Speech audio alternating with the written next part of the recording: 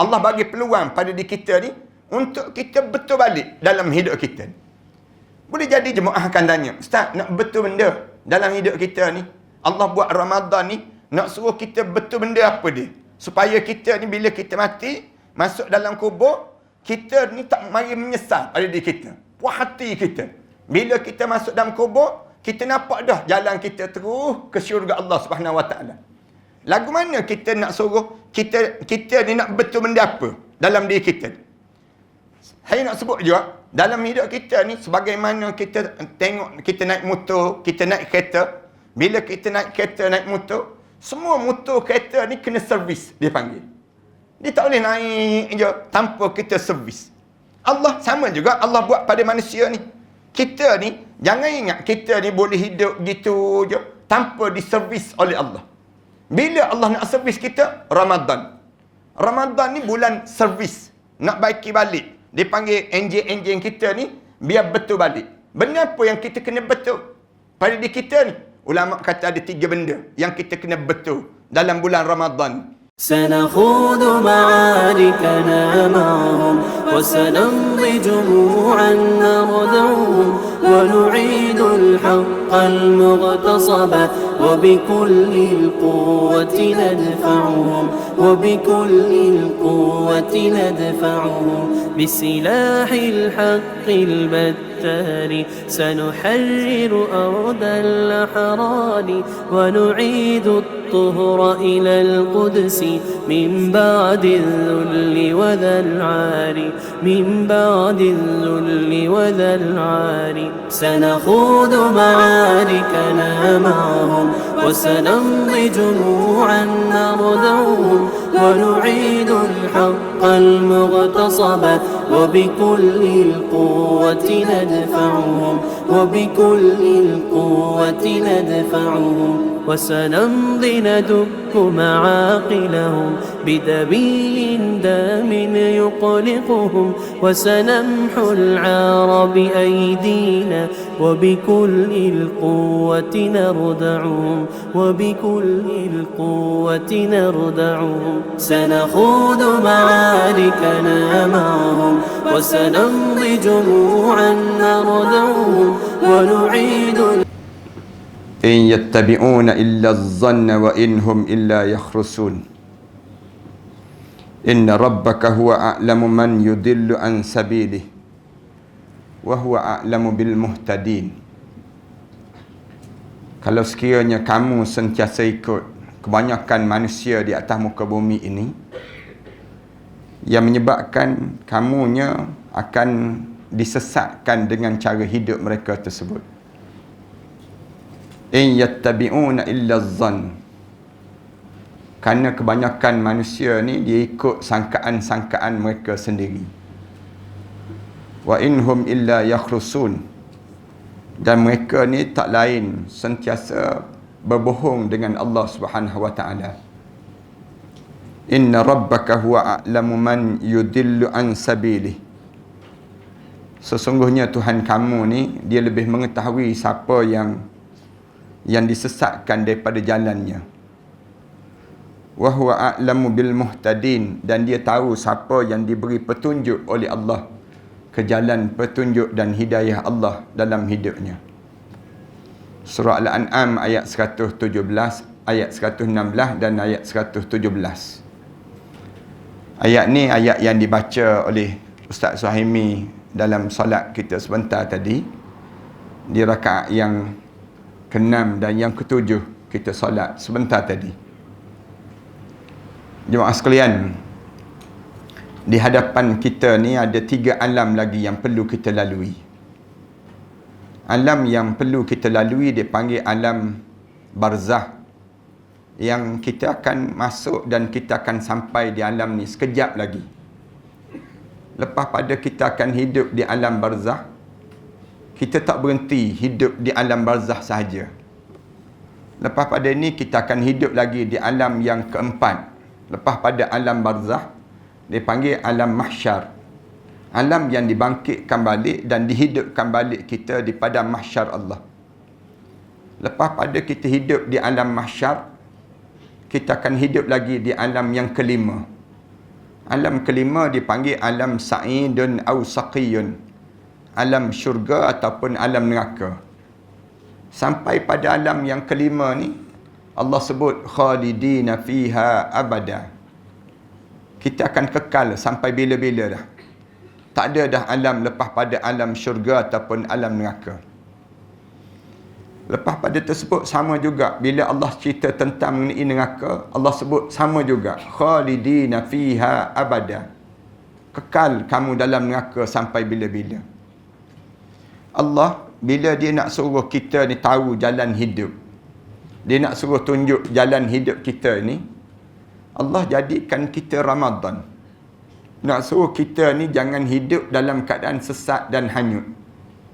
Ramai di kalangan kita ni, kalau Allah tak buat Ramadan, boleh jadi kita tak kenal lagi rumah Allah. Kalau Allah tak buat Ramadan, boleh jadi kita tak kenal Allah. Dalam hidup kita ni, kalau Allah tak buat Ramadan, dalam hidup kita, boleh jadi kita tak reti lagi nak baca Quran. Kita sibuk lagi dalam hidup kita ni. Dan kalau Allah tak buat Ramadan, mana mungkin kita duduk di masjid sebegini pukul 9.30, pukul 10 malam. Biasanya, masa-masa sebegini kita dah bersiap untuk nak tidur. Tapi Allah, dia nak tunjuk sayang pada umat Nabi Muhammad sallallahu alaihi wasallam. Allah nak suruh kita jangan hidup ni hanyut je dalam hidup kita. Kita tak tahu jalan hidup yang sebenarnya. Allah jadikan Ramadan. Nak suruh apa Allah jadikan Ramadan untuk diri kita ni? Jawabnya, Allah jadikan Ramadan ini untuk kita sentiasa betulkan jalan hidup kita. Jangan hidup kita ni hidup dalam keadaan sesat dan tergelincir daripada perintah Allah. Tiap-tiap kali mana kita salat, tiap-tiap kali mana kita semayang, mulut kita mesti kita sebut ihdinas siratal mustaqim. Ya Allah, tolong bimbingkanlah kami ke jalan yang lurus. Tiap kali mana solat juga kita sebut ghairil maghdubi alaihim.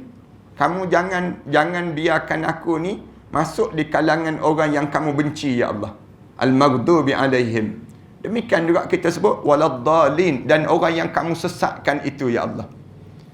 Para hadirin sekalian, kita kena ingat, bila kita hidup atas dunia ini, jangan kita ni hidup dalam keadaan hanyut, tak sedar. Tak sedar ni di antara tanda-tanda kita ni sesat. Dia panggil demikian. Bila kita hanyut je dalam hidup kita, sedar-sedar bila? Sedar-sedar kita masuk dalam kubur. Bila kita masuk dalam kubur, baru kita terjaga daripada tidur yang panjang kita. Kita sepanjang kita hidup ni, alim ulama' sebut an-nasu niyamun. Kamu tengok manusia tu, yang dia berjalan tu, dia tidur tu. Dia sedang cakap tu, dia tidur tu. Dia main tu, dia sedang tidur. Bila dia terjaga daripada tidur dia, fa iza mata intabahu. Bila dia mati, baru dia terjaga daripada tidur dia yang panjang. Kita ni jangan jadi begitu. Orang kawasan ni, jangan ada seorang pun bila dia masuk dalam kubur, tiba-tiba disebut pada malaikat, qala rabbirji'un. Malaikat, bagilah peluang untuk aku nak hidup balik, malaikat. Boleh tak aku nak hidup semula, malaikat? Aku nak buat balik. Kalau aku boleh hidup balik, mulut dia sebut, qala rabbirji'un. Kenapa malaikat tanya, kenapa kamu nak hidup balik? La'alli a'malu salihan fima tarak. Kalau aku boleh balik hidup balik, aku nak buat balik amalan salih yang aku tertinggal waktu mana aku hidup sebelum daripada ni. Malaikat jawab lalu. Malaikat jawab terus pada dia, kalla, mu jangan harap mu boleh hidup mula. Bila dah mu mati, mu jangan harap mu akan hidup mula dalam hidup kamu. Innaha kalimatun huwa qailuha. Mulutmu je yang sebut kata nak hidup. Wa min waraihim barzakhun ila yaumi yub'atsun. Sedangkan di belakangmu, mu akan mula melalui saat barzakh sampailah mu dibangkitkan balik waktu mana di padang mahsyar Allah Subhanahu wa taala nanti.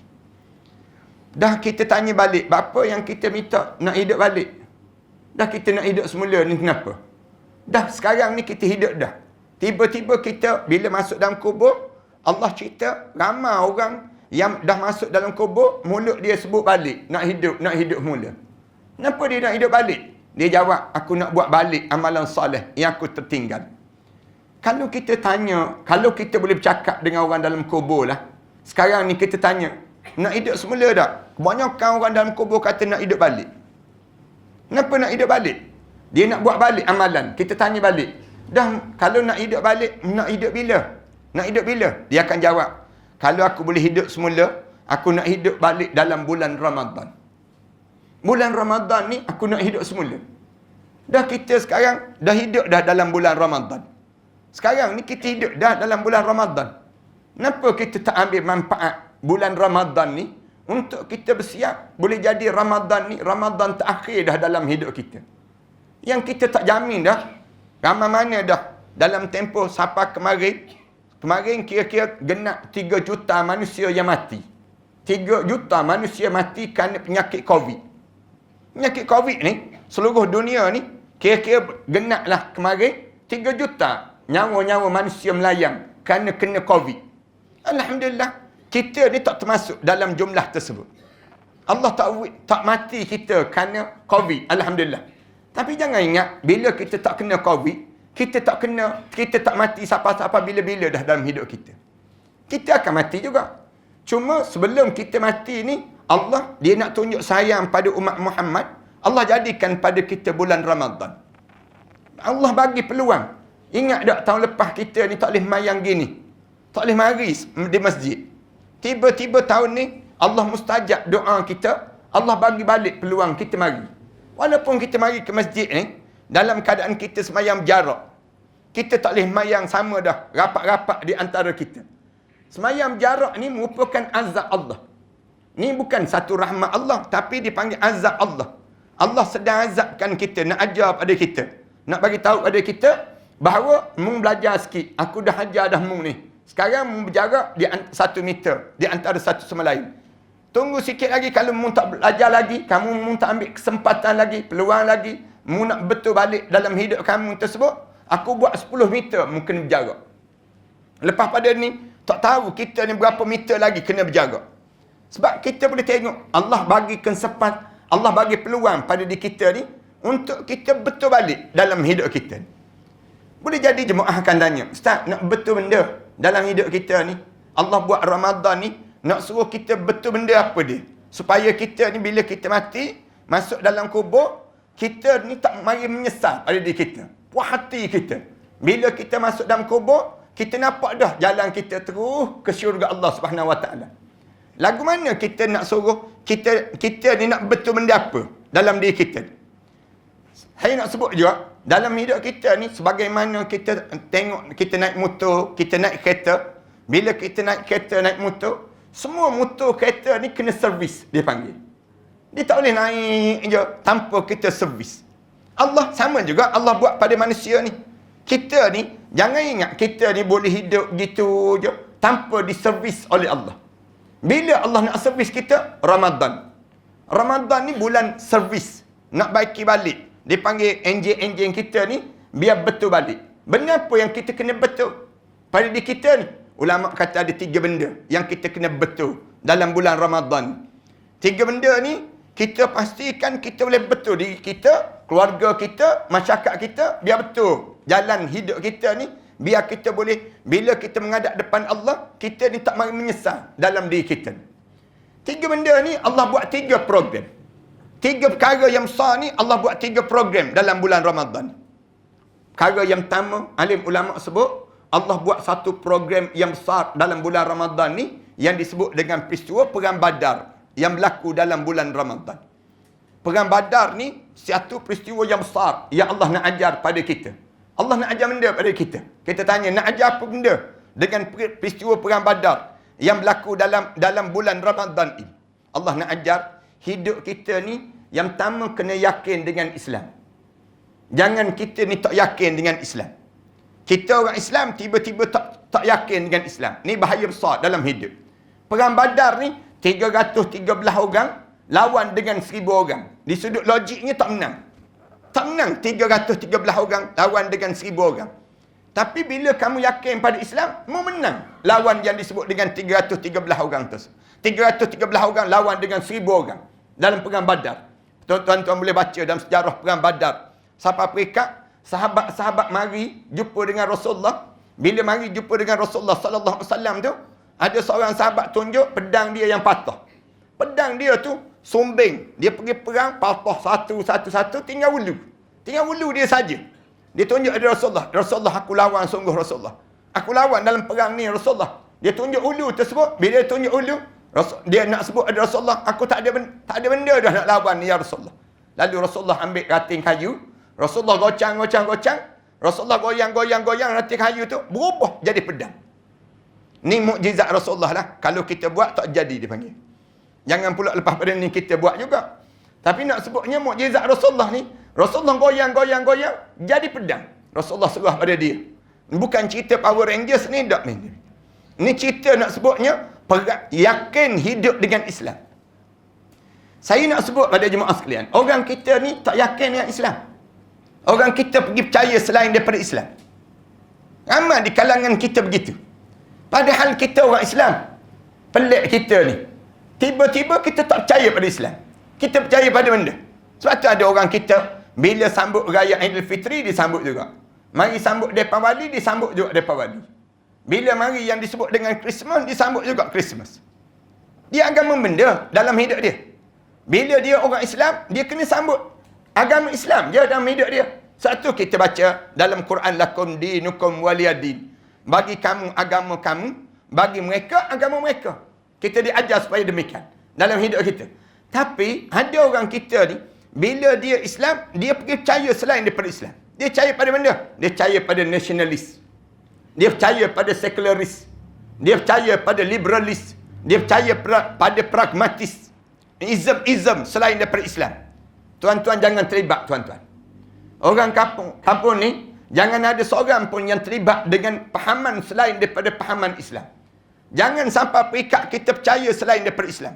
Wa man yabtaghiral islami dinan falan yuqbala min. Allah sebut, siapa yang cari selain daripada Islam sebagai satu cara hidup dia, Allah tak akan terima. Wa huwa fil akhirati minal khasirin. Di akhirat nanti dia masuk dalam kubur, dia menyesal terus di hadapan Allah. Selain daripada Islam, dia menipu kita. Nasionalis, dia tipu kita. Sekularis, dia tipu kita. Kita kena ingat betul dalam hidup kita. Jangan ada di kalangan kita ni terlibat dengan ism selain daripada Islam. Bila kita terlibat dengan selain daripada Islam, kita mati dalam keadaan kita menyesal. Allah ajar pada kita, bila kamu sebut La ilaha illallah Muhammad Rasulullah, kamu kena letak Allah jadi besar dalam hidup kamu. Jangan kamu letak selain daripada Allah. Kamu tengok orang yang 313 orang lawan dengan 1000 orang. Bila dia yakin dengan Islam, dia berjaya mengalahkan musuh seramai mungkin. Demikian juga kita. Kita orang Islam, pelik orang Islam kita. Dia boleh percaya selain daripada Islam. Bukti senang je. Ramai mana orang kita kalau pergi ke bank kan, orang tanya pada dia, pegawai bank tanya, nak buat akaun cara Islamik ke cara konvensional? Dia tanya balik, mana hak untung? Dia tanya. Mana hak untung? Padahal dia ni, pegawai bank tu bagi tahu dah pada dia, ni cara Islamik, ni cara konvensional. Dia boleh tanya lagi pegawai bank tu, mana hak untung? Padahal dia tak yakin dengan Islam. Dalam hidup kita ni kena yakin dengan Islam ni, kena kukuh sungguh. Marilah pahaman benda apa pun dalam hidup kita. Marilah ajar benda apa pun pada kita. Dia kata yang ni terbaik dan sebagainya. Kita dah sebut dah. Yang aku terima hanyalah Islam dalam hidup aku. Ini yang pertama. Allah nak didik dalam hidup kita. Sehingga bila Rasulullah ditanya kepada Rasulullah, ya Rasulullah, bagaimana kami nak buat kalau sekiranya kami ni datang ragu-ragu terhadap Islam?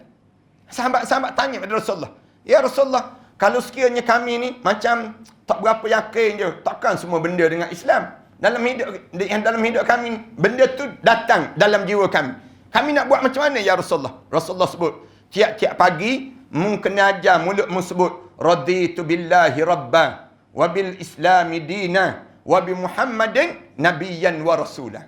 Rasulullah sebut, ajar biar kita ni tiap-tiap pagi mulut kita ni sebut, raditu billahi rabba. Aku redha Allah tu Rabb aku. Wa bil islami dina. Islam tu sebagai satu cara hidup aku. Wa bi Muhammadin, Nabi Muhammad itu nabiyyan wa rasulah. Nabi dan juga rasul dalam hidup aku. Jangan terima selain daripada Islam. Itu yang pertama. Amba nak sebut benda demikian pada jemaah sekalian. Yang kedua, Rasulullah sallallahu alaihi wasallam ajar pada kita Ramadan ini dengan tujuan nak suruh betul balik ibadah kita pada Allah. Macam mana Allah nak betul ibadah kita pada Allah? Allah jadikan dalam bulan Ramadan ni satu malam yang disebut khairum min alfi syahr. Satu malam yang lebih baik daripada 1000 bulan yang lain. Start daripada 1 Ramadan, rapat pada 30 Ramadan, jangan tinggalkan malam-malam. Malam-malam kita ni jangan terlepas daripada kita mari ke masjid. Tuan-tuan jangan ada sehari satu malam pun tuan-tuan tertinggal masjid. Tuan-tuan kena mari ke masjid. Mari masjid, mari ke seorang. Balik lambat sikit pun tak apa. Dalam bulan Ramadan begini. Kerana kita sibuk berpesta dengan Allah. Kita duduk di masjid ni, jangan kita ingat kita bazir masa. Jangan kita rasa rugi kita duduk lama di masjid. Kita kena rasa gembira kita. Alhamdulillah. Kerana apa dia? Boleh jadi malam ni malam Lailatul Qadar. Malam Al-Qadr. Satu malam Al-Qadr bersamaan dengan 83 tahun kita beribadah pada Allah. Satu malam je. Dalam hidup kita ni kebetulan kita panjang umur kita ni dapat 10 kali je malam Al-Qadr. Maknanya umur kita lebih kurang 830 tahun. Ini nak sebutnya besar. Nilai malam Al-Qadr. Malam Al-Qadr ni kita hidup sekejap tapi pahala kita banyak. Malam ni, katakanlah malam ni malam Al-Qadr. Kita sedang dengar tazkirah, lebih kurang 83 tahun kita sedang mendengar tazkirah. Pahala malam ni, jemaah-jemaah menderma di jalan Allah. Sama dengan 83 tahun kita menderma di jalan Allah. Malam ni, katakanlah kita semayang tarawih, kita semayang apa dia, witir dan sebagainya. Kita semayang ni, sama dengan 83 tahun kita sedang bertarawih dan berwitir pada Allah. Malam ni kita berdoa, macam 83 tahun kita sedang berdoa. Buatnya malam ni kita buat ketupat, 83 tahun buat ketupat ni. Malam ni kita buat benda dalam diri kita. Malam ni kita sedang buat benda dalam hidup kita. Malam-malam ni jadi besar. Ramadan ni Allah jadikan malam yang besar. Nak suruh buat benda. Siang hari kamu dapatkan yang disebut dengan keredaan Allah. Malam hari kamu dapatkan keampunan Allah. Ramadan ni begitu. Siang hari kamu dapatkan keredaan Allah. Biar kita ni dapat redha Allah. Malam hari kita dapat yang disebut dengan keampunan Allah. Allah, dia nak suruh kita dapat benda yang demikian. Allah suruh kita puasa bermula pada subuh sampai maghrib. Dalam kitab ibadah ni. Kenapa subuh sampai maghrib? Kenapa kita tak puasa di antara zuhur sampai kepada isyak? Kenapa kita tak puasa bermula daripada asar berakhir dengan subuh besok? Kenapa subuh sampai maghrib? Jawabnya, dalam jaga ibadah, perkara yang pertama kita kena jaga ialah solat. Solat jangan main-main di kalangan kita. Jangan ada seorang pun di kampung Kesum ke apa ni. Kampung Kesum ni, dia panggil, tak ada seorang pun di kalangan kita yang tinggal semayang. Jangan ada yang tinggal semayang. Siapa yang tinggal semayang tak padan dengan dia tinggal semayang. Kerana Allah jadikan puasa sebuah syurga yang disebut dengan Ar-Rayyan. Ar-Rayyan ni Allah jadikan khusus syurga untuk orang yang puasa. Untuk orang puasa tak ada ibadah yang Allah sebut aku sediakan syurga khusus untuk orang keluarkan zakat.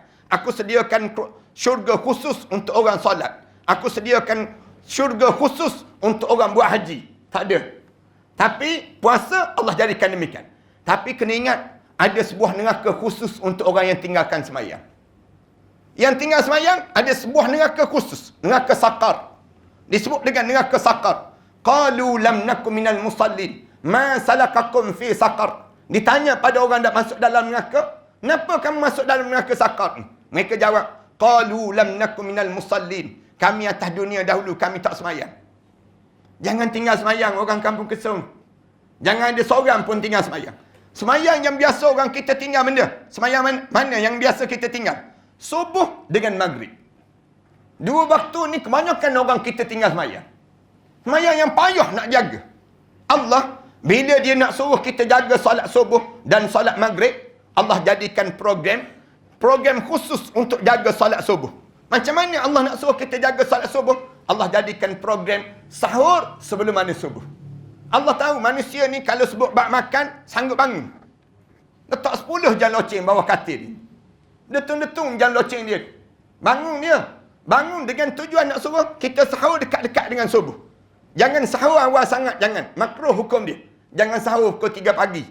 Jangan sahur pukul 4 pagi. Makruh lagi. Sahur kita mula pukul 5 pagi, mula sahur.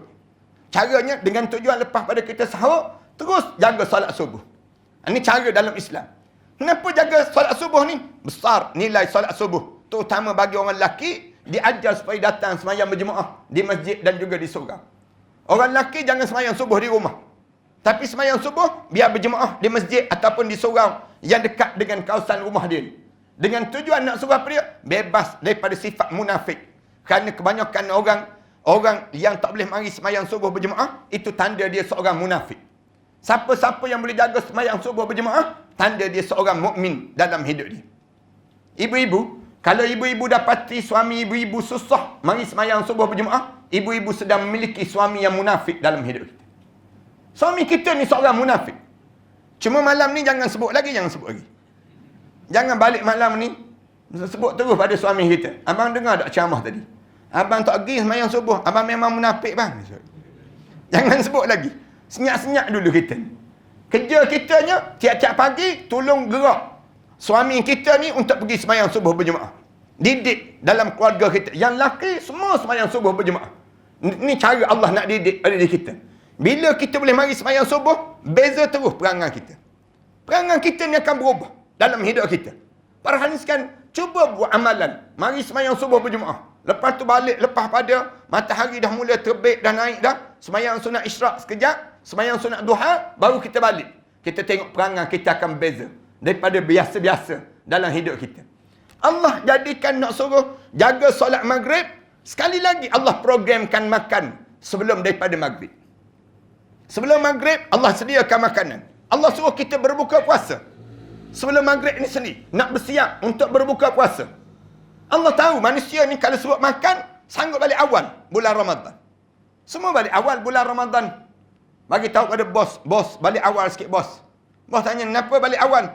Ramadan ni bos, Ramadan. Tak faham-faham bos aku ni. Ramadan ni kena balik awal sikit. Semua balik, duduk meja makan. Kejap-kejap tengok jam, kejap-kejap tengok jam. Bulan yang paling kerap tengok jam, Ramadan. Ramadan ni jadi rajin terus tengok jam. Sibuk tanya orang, maghrib pukul apa? Maghrib. Sibuk, anak dia jawab, 10 minit lagi bah. 10 minit lagi, dia gaul nasi slow-slow dulu. Dia siap dulu tak guna gaya. Dia angkat, dia jatuh. Angkat, jatuh. Pada diri dia. Ni mula pada diri dia sebut, tunggu saat nak berbuka ni. Dengar je azan, maghrib tu. Bunyi je azan tu, Allahu Akbar, ngak dulu. Orang tanya, kenapa makan awal? Makruh lewat, tahu makruh. Tahu pula hukum ni panggil makan. Allah dia nak suruh jaga ibadah maghrib. Jangan lewat semayang maghrib, jangan. Orang kita berbuka puasa sampai maghrib terlewat pada diri kita. Jangan. Nak jaga pada diri kita. Allah ni nak suruh jaga lagi solat. Allah suruh kita solat tarawih. Nak tarawih berapa rakaat? Kita pulang. Malam ni kita buat 8 rakaat. Dibuat oleh Rasulullah sallallahu alaihi wasallam. Nak buat 20 rakaat. Dibuat oleh Sayyidina Umar Al-Khattab radhiyallahu anhu. Zaman Sayyidina Umar panjang sikit. Semayang tarawih jadi 20. Kemudian, kalau kita nak buat 30 rakaat, boleh. Kerana dibuat oleh Sayyidina Osman bin Affan radhiyallahu anhu. Sayyidina Osman bin Affan buat 30 rakaat. Nak buat 38 rakaat, boleh. Kerana Sayyidina Umar Abdul Aziz buat 38 rakaat. Semua boleh. Yang tak boleh, tak semayang-semayang langsung. Yang tak semayang langsung. Jangan balah di kalangan kita. Orang kita ni suka sangat balah. 8 ke 20, 8 ke 20. Dia tak pernah balah. 30 ke 38, 30 ke 38. Nak sebutnya kita je balah benda-benda yang kecil-kecil di kalangan kita. Jangan balah di kalangan kita. Saya tengok di masjid di Selangor. Saya tinggal dekat Selangor ni. Nak sebutnya, kadang-kadang balah tiap-tiap tahun ni. Pasal 8 ke 20, 8 ke 20. Sampai masjid ni ada 2 geng. Geng 8 dengan geng 20. Di masjid-masjid. Saya pergi masjid. Satu masjid di Selangor tu. Naik nak semayang isyak tu. Duduk je. Tok Bilal mari duduk sebelah. Cuit. Ustaz. Malam ni Ustaz tazkirah dia. Kita kata ya. Malam ni Ustaz tazkirah lepas 8 rakaat dah. Dia sebut. Kita kata ya tak apa. Lepas 8 rakaat boleh. Lepas 20 rakaat pun saya boleh tazkirah. Kita sebut demikian. Tak. 8 je Ustaz dia kata. Tapi 8 rakaat pun. Lepas pada Ustaz tazkirah tu. Nanti Ustaz tazkirah tu. Ustaz bantai sikit geng-geng 8 rakaat. Kita dengar terkejut kita. Kenapa kena bantai geng-geng 8 rakaat? Yelah, lepas pada 8 rakaat, dia balik terus, Ustaz. Molek dia balik terus, kita sebut. Dah dia balik terus, biar dia balik lah. Dia, Ustaz tak faham, dia kata. Kalau dia balik terus tak apa juga, Ustaz. Dia sapu habis moreh-moreh yang ada tu, Ustaz. Dah kita geng-geng 20 ni tak khusyuk semayang. Dia teringat habis ni, cendol ni habis ni. Yang tu kita bala. Rasulullah buat 8 rakaat je, tapi 8 rakaat Rasulullah pun menjelang subuh baru habis solat tarawih Rasulullah. Malam ni kira terkejut juga ni kira. Rasulullah semayang tarawih, lepas semayang isyak, Rasulullah tak semayang tarawih terus. Rasulullah balik dulu. Balik ke rumah lebih kurang sejam, barulah Rasulullah mari balik ke masjid, memulakan solat tarawih. Tu cara Rasulullah buatlah. Kalau kita perhati, Rasulullah malam pertama, sahabat-sahabat semakin ramai, mari. Malam kedua, lagi ramai. Malam ketiga, Rasulullah tak turun semayang. Tak turun, sahabat-sahabat tunggu.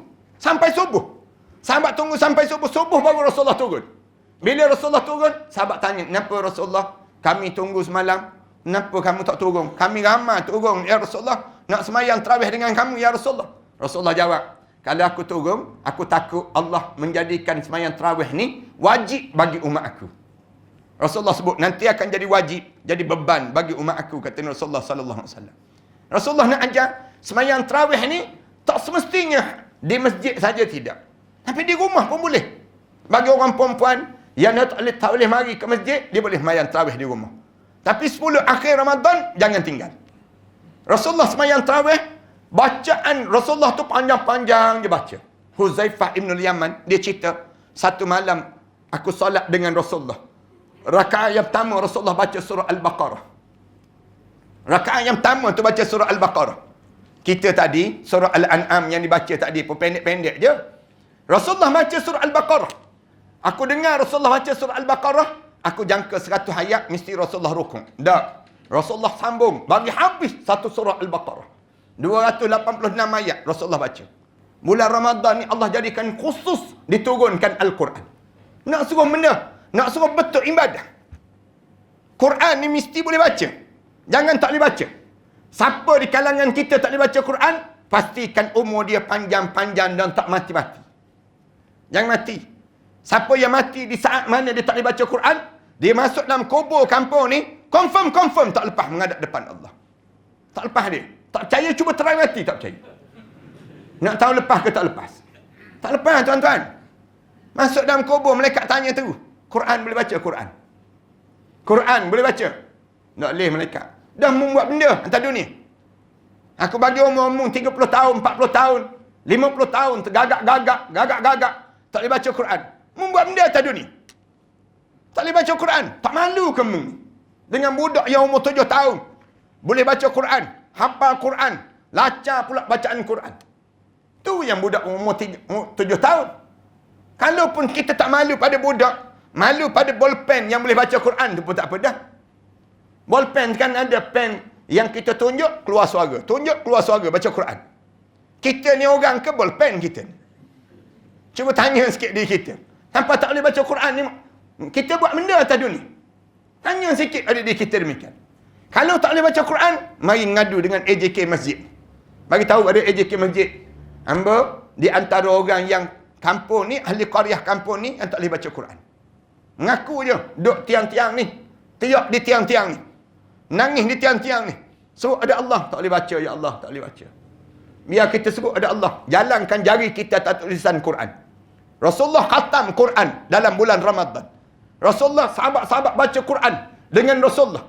Kenapa kita tak boleh baca? Sibuk sangat ke kita? Siapa kita lebih pada Rasulullah ke? Siapa tak boleh baca Quran dalam hidup kita? Quran boleh baca, kena boleh baca. Jumpa dengan AJK, bagi tahu pada AJK, saya ahli qaryah yang tak boleh baca Quran. AJK umum, hari Jumaat je umum.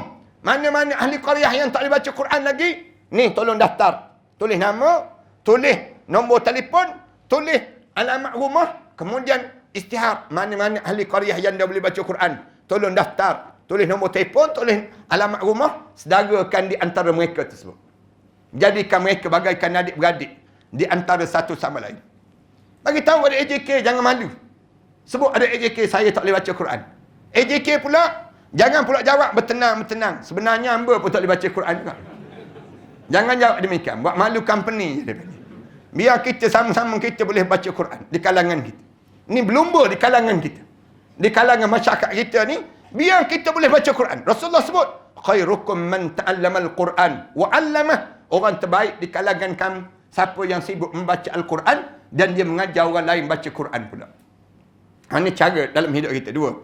Yang ketiga, betul ibadah ni kena banyak doa dalam bulan Ramadan. Doa pada Allah, jangan malas doa. Rasulullah dalam bulan Ramadan ni, sejak daripada bulan Rejab lagi, Rasulullah doa sampai muka dia tengadah ke langit. Terakak muka Rasulullah ke langit. Allah sebut dalam Quran, qad nara taqalluba wajhika fis sama'. Sesungguhnya Allah tengok muka-mu wahai Muhammad, naik muka tengok ke langit. Doa tu lagi lama lagi terakak muka. Lagi lama lagi terakak muka. Naik ke langit ni Rasulullah dalam doa pada Allah. Dalam riwayat Aisyah dia cerita Rasulullah doa lagi lama lagi terangkat tangan Rasulullah. Lagi lama lagi terangkat sehingga tegak tangan Rasulullah sallallahu alaihi wasallam. Jatuh lengan jubah Rasulullah. Nampak ketiak putih Rasulullah sallallahu alaihi wasallam. Bila Rasulullah doa. Kita doa dah lagi lama lagi turun. Lamanya tu imam ni. Lama benda apa berdoa lama-lama ni. Mula letak tangan tak apa kita. Mula bilang cicak berapa ekor cicak malam. Malahnya berdoa. Orang kita yang malah-malah berdoa tu, bagi salam tu angkat tangan. Ya Allah, macam biasalah ya Allah, amin tu dia.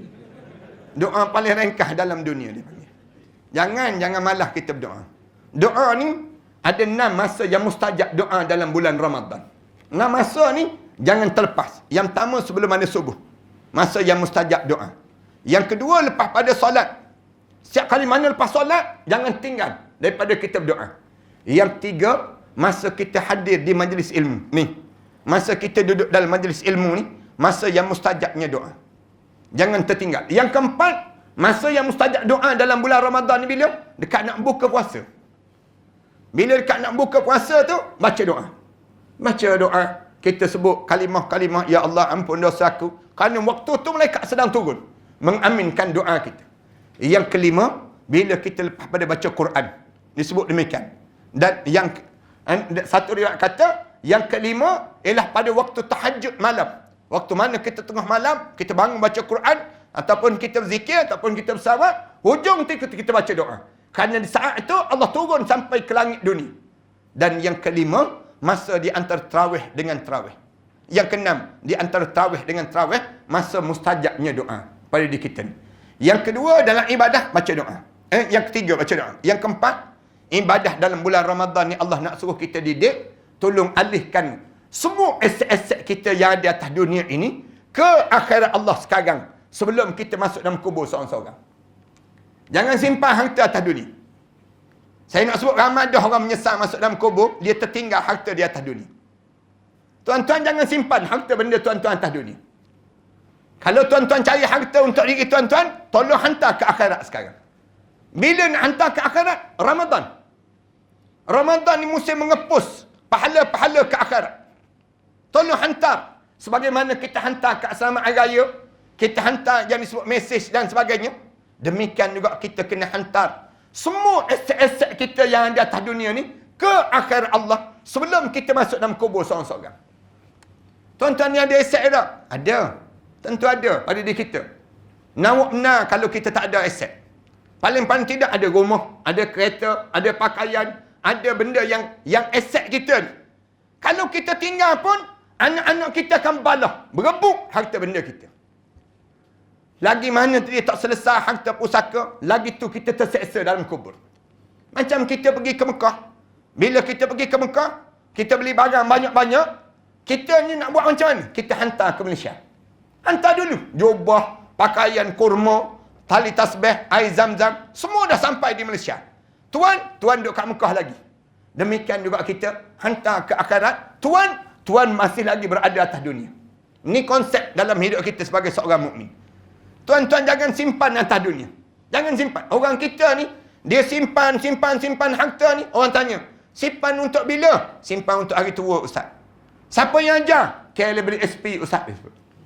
KLSP ajar simpanan untuk bekalan hari tua. Sekarang tak tua lagi ke? Baru nak tua, Ustaz. Baru nak tua. Ya, rugi pada diri kita. Orang kita dia simpan untuk hari tua. Siapa yang ajar demikian? Islam ajar simpan harta ni untuk kita ke syurga. Mesti kita dapat syurga Allah. Buat benda kita cari harta, tanah 7-8 ekar, kemudian kereta ada, kemudian rumah ada. Bila kita mati, masuk kubur seorang-seorang, tertinggal atas dunia. Tak ada manfaat langsung kita cari harta untuk orang. Anak-anak kita cari sendiri, kita sebut. Ni dak habis je pecing, balik kampung. Buat rumah besar, buat benda rumah besar. Di waktu mana kita dah tua, anak-anak kita bukan nak duduk dengan kita pun.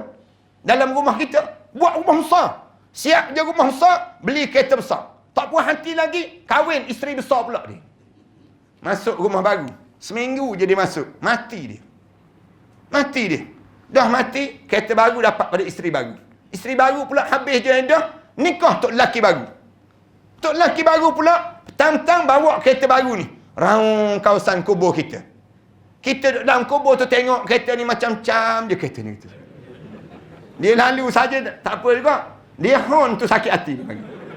Bila dia hon pek tepi jalan tu, rasa nak jadi hantu maklimah balik ke rumah je kita. Bazir kita dalam hidup kita. Panggil anak-anak kita tu, balik. Bagi tahu pada dia, abah dah siapa dah umur 60 tahun dah. 60 tahun ni umur mati dah. Makmum pun sama juga. Mumim pun sama juga. 60 tahun dah.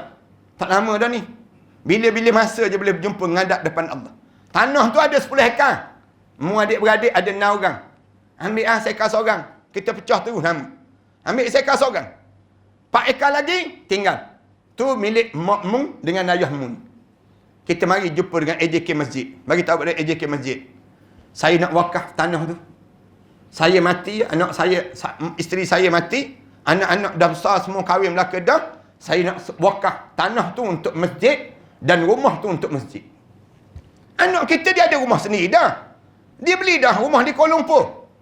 Dia beli dah rumah di Selangor. Dia beli dah rumah di Pahang. Ada belaka dah rumah masing-masing. Rumah kita ni, rumah kita beli untuk kita. Bila kita mati masuk dalam kubur, kita jumpa balik rumah kita ni. Tak percaya, cuba try mati, tak percaya. Sekali lagi nak sebut. Masuk dalam kubur tu tengok, Allah, Alhamdulillah, dan juga wakaf tanah. Dan juga pada diri kita buat. Oh, masjid pula, dia umum. Hari-hari Jumaat, kita ada tanah, ada rumah. Mana-mana ahli qaryah yang nak beli rumah ni, tanah dia, rumah dia tu harga lebih kurang 300,000. Masjid nak jual 200,000 je. Bukan nak jual 300,000. 100,000 lagi tu, tuan yang beli tu wajib untuk mari sembahyang berjemaah, kemudian wajib untuk dia bila dia mati dia wakaf balik kepada masjid.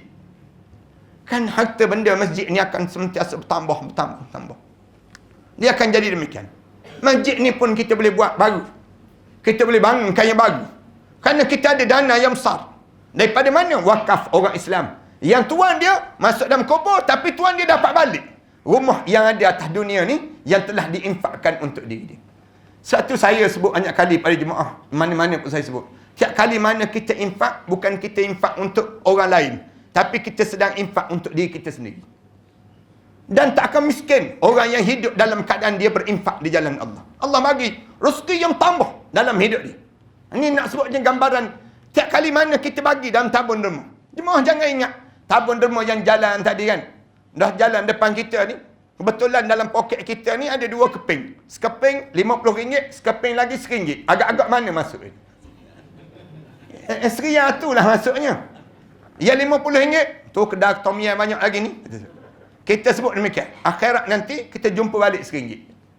Siapa di akhirat jumpa balik kita tengok Allah RM1 je kita sebut. Bila kita RM1 yang kita nampak demikian ni, bila kita tengok yang RM1 ni kita mula menyesal menghadap depan Allah Subhanahu Wa Taala.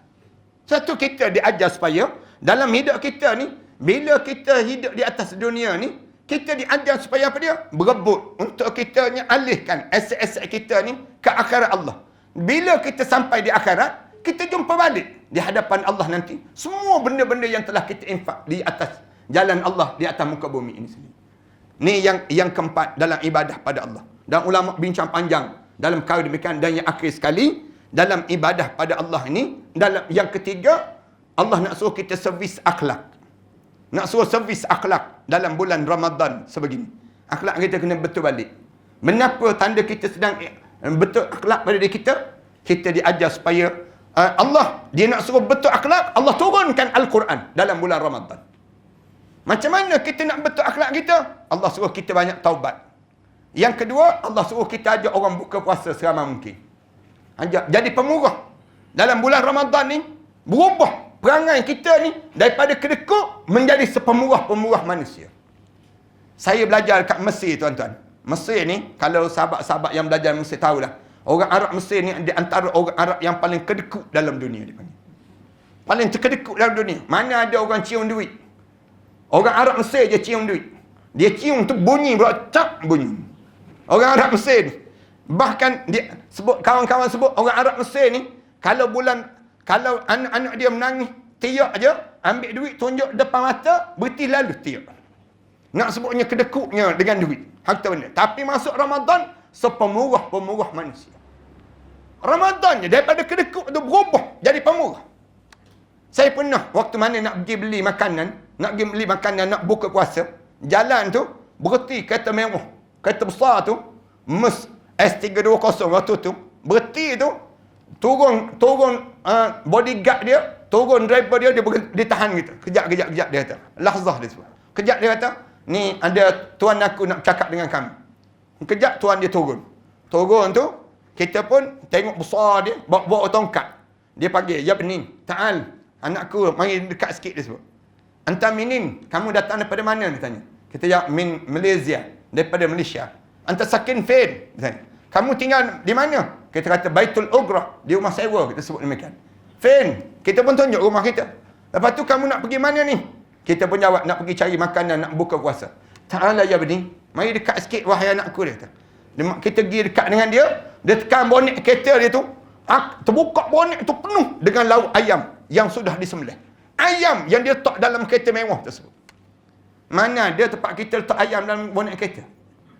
Nak sebut penuh ayam. Bila sebut ayam, tengok ayam tu, ta'ala ya bening, khuz ma syi'ta. Ambil, dia kata, banyak mana kamu nak ambil, kamu ambil. Dia kata ambil. Kita pun dia suruh ambil tu, tekam ambil 4 ekor tu. Ambil 4 ekor, tarik perlahan-lahan tu. Dia tengok, dah ya benih. Kenapa ni wahai anakku, dia tanya. Kita kata firak, ayam. Kamu suruh ambil kan? Dia kata, kamu tinggal berapa orang? Berapa orang kamu tinggal kat rumah? Kita kata 6 orang. 6 nafar. Ada 6 orang yang tinggal bersama. Muskifayah, tak cukup dia kata. 6 orang, mana cukup 4 ekor? Seekor seorang. Dia ingat kita macam Arab. Arab tak apa, dah makan seekor seorang. Nak sebutnya, maknanya dia nak marah kepada kita ni, bila kita ambil sikit. Bulan Ramadan jadi sepemurah-pemurah manusia. Berebut. Buat majlis buka puasa seorang je.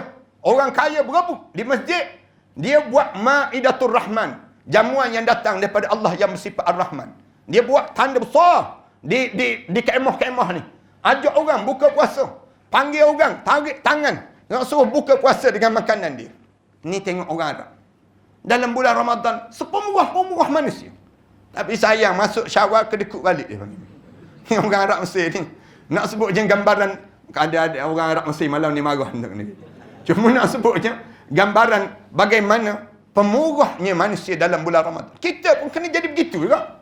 Dah masuk bulan Ramadan, tiba-tiba tak ada satu pun yang kita bagi sumbangan untuk agama Allah. Mudah-mudahan malam ni kita yang semua datang malam ni di kalangan ahli syurga Allah Subhanahu Wa Taala. Janji sama-sama kita ni, bila kita mati nanti, jangan ada seorang pun masuk dalam neraka Allah. Kalau ada seorang di kalangan kita yang datang malam ni masuk dalam neraka Allah, janji untuk tarik mereka tersebut untuk masuk dalam syurga Allah. Biar kita dapat syurga Allah Subhanahu Wa Taala dengan doa-doa yang kita doa dan kita minta pada Allah, dengan solat-solat yang kita lakukan ini sendiri. Terima kasih di atas kesempatan inilah. Saya mohon maaf kerana lebih kurang hampir sejam saya tazkirah ini. Saya tengok jemaah sekalian dah betul tulang belakang 7 kali dah saya tengok. Jadi kita berhenti setakat ni lah. Mudah-mudahan Allah jadikan kita sambung dengan solat witir kita ni 3 rakaat lagi lepas pada ni, dan kita berdoalah pada Allah dalam lepas pada solat witir nanti, insya-Allah kita berdoa dalam bahasa Melayu yang saya akan baca doa. Jemaah-jemaah tolong aminkan lepas pada ni lah, insya-Allah. Sebelum kita berdoa ni, sebelum kita semayang ni jemaah sekalian, suka saya nak sebut belakang tu ada kitab-kitab yang saya karang ni lah. Banyak saya karang kitab ni. Dalam 2-3 tahun kebelakangan ni saya susun balik. Ni di antara kitab persiapan menjelang kematian. Bila dekat nak mati, nak buat benda apa? Macam mana nak buat? Ramai orang kita tak tahu nak buat lagu mana. Bila dekat nak meninggal dunia. Saya karang kitab ni. Tuan-tuan baca, tuan-tuan susun balik. Ada doa khusus. Biasanya dalam kuliah-kuliah yang lain, saya ijazahkan doa pada muka surat 47. Tapi malam ni tak sempat nak ijazahkan doa ni. Jemaah sekalian, balik nanti hafal doa-doa ni. Dekat nak meninggal dunia, baca doa ni. Rasulullah kata, jenazah kamu tu diharamkan oleh Allah untuk dibakar dalam api neraka Allah. Dan Allah masukkan kamu ke dalam syurga Allah. Tuan-tuan bagi hadiah pada mak kita, ayah kita. Bagi hadiah pada kawan-kawan kita yang sakit. Bila kita pergi ziarah, bagi hadiah kitab ni. Jauh lebih baik daripada kita bagi durian, moktam, mempelam tu kan. Daripada kita bagi benda-benda demikian, baik kita bagi kitab ni. Kita bagi hadiah kitab ni, dia tengok tajuk kitab ni, dia faham dah. Maknanya mati dah tu, senang cerita. Nak sebut tak tergamak sangat, dia panggil demikian. Jadi dia tengok tu, dia faham lah, senang cerita. Saya karang kitab ni, kitab Husnul Khatimah. Macam mana nak jadikan kematian Husnul Khatimah? Saya karang lagi kitab ni, bawalah keluarga kamu ke syurga Allah. Saya karang kitab ni, dari hati ke hati. Saya karang kitab ni, hebatnya surah Al-Ahzab. Saya karang lagi kitab ni, syurga ganjaran terindah. Kemudian saya karang lagi kitab ni, kumpulan doa-doa, ud'uni. Saya ambil daripada doa daripada Al-Quran, mengikut surah-surah. Tuan-tuan hafal doa-doa ni. Kemudian tuan-tuan tengok mengikut surah Al-An'am, surah Al-Ahzab. Semua ada surah-surah yang telah saya susun balik. Doa-doa apa yang diajar oleh Allah SWT. Bulan Ramadan ni, kita baca doa-doa ni semua. InsyaAllah. Macam kita baca sebuah Al-Quran. Dah habis dah. Doa-doa dalam Al-Quran Karim. Yang telah saya kumpulkan ini sendiri. Alhamdulillah, saya karang kitab ni. Sebab saya bangunkan ma'had tahfiz lah. Di belakang saya ni ada lebih kurang 5 buah sekolah tahfiz. Saya dah buat 13 tahun yang sudah di Macang, Kelantan. Kemudian saya bangunkan lagi di Shah Alam. Saya bangunkan lagi di Jantuk Pahang. Kemudian saya bangunkan satu lagi di Pulau Langkawi. Dan yang terakhir ni, apabila ada jemaah kita, dia wakafkan tanah di Kampung Pelam tersebut. Di Kampung Pelam ni sendiri, seluas lebih kurang 8,5 ekar yang dia wakafkan tanah pada saya. Kemudian tahun lepas, saya selesaikan urusan pewakafan tersebut. Kemudian saya mula ratakan tanah. Mula dah rata tahun ni, insyaAllah. Dan adalah sikit dana-dana yang telah diinfakkan itu. Mulai daripada malam ni, saya lancarkan untuk nak buat masjid terlebih dahulu di tepi jalan tu lah. Tuan-tuan boleh, kalau nak CJ wakaf tu ada kat luar nanti. Kat luar nanti ada beberapa orang sahabat-sahabat saya yang berada kat sini, dia pegang CJ wakaf. Tuan-tuan nak wakaf untuk arwah ayah, arwah mak dan sebagainya, bolehlah tuan-tuan jumpa dengan sahabat-sahabat di belakang nantilah. Tuan-tuan boleh terus untuk dapatkan CJ wakaf tersebut. Banyak mana kita nak wakaf. Saya cadang untuk nak siapkan masjid tu sejumlah lebih kurang 2 juta ringgit. InsyaAllah. Masjid tu lah.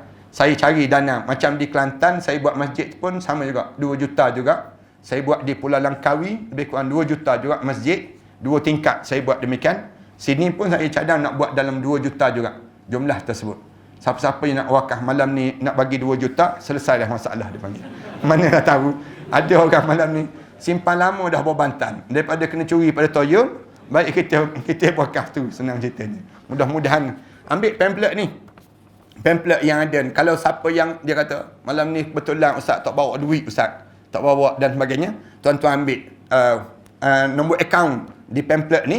Tuan-tuan pergi mana-mana masjid, mana-mana bank tu, tuan-tuan berdiri depan mesin bank tu, semayang sunat istikharah dulu, senang ceritanya. Nak wakaf ke tak wakaf, nak derma tak derma. Mudah-mudahan Allah panjangkanlah pahala-pahala kita. Jangan berhenti tuan-tuan untuk kita nak muwakaf pada diri kita. Saya suruh niat wakaf. Niat wakaf ni dia berkekalan. Lagi mana ada masjid tu, lagi itulah pahala kita berpanjangan. Rasulullah sebut, man bana baitan fid dunya, man bana masjidan fid dunya, kamisqahatin. Rasulullah kata, siapa yang bina masjid aku walaupun sebesar sarang burung, banallahu lahu baitan fil jannah. Allah akan bina istana Allah khusus untuk nama dia dalam syurga Allah SWT. Kita ambil peluang bulan Ramadan begini, biar berganda sikit pahala kitanya. Tuan-tuan niat untuk arwah ayah, arwah mak, dan niat untuk zakat qada dia panggil. Zakat qada kita yang pernah kita tertinggal sebelum daripada dia. Sallallahu ala Muhammad wa ala alihi wa sahbihi wasallam. Walhamdulillahirabbil alamin.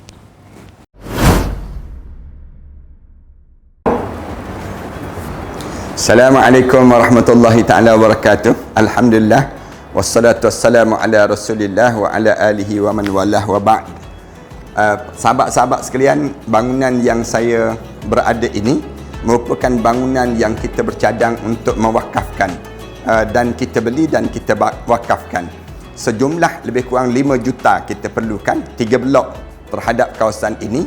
3 blok ini kita telah bersedia untuk membayarnya setelah mana 3 bulan yang akan datang nanti. Saya mencari seramai lebih kurang 1,000 orang para pewakaf yang berjumlah sebanyak 5,000 setiap seorang. Hubungi talian ini dan setiap nama itu kita akan letakkan di bawah nama-nama Allah.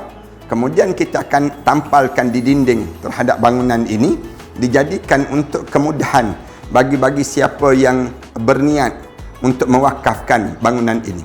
Tuan-tuan jangan risau. Selama mana ada bangunan ini, selama itulah pahala kita akan berpanjangan dan berpanjangan.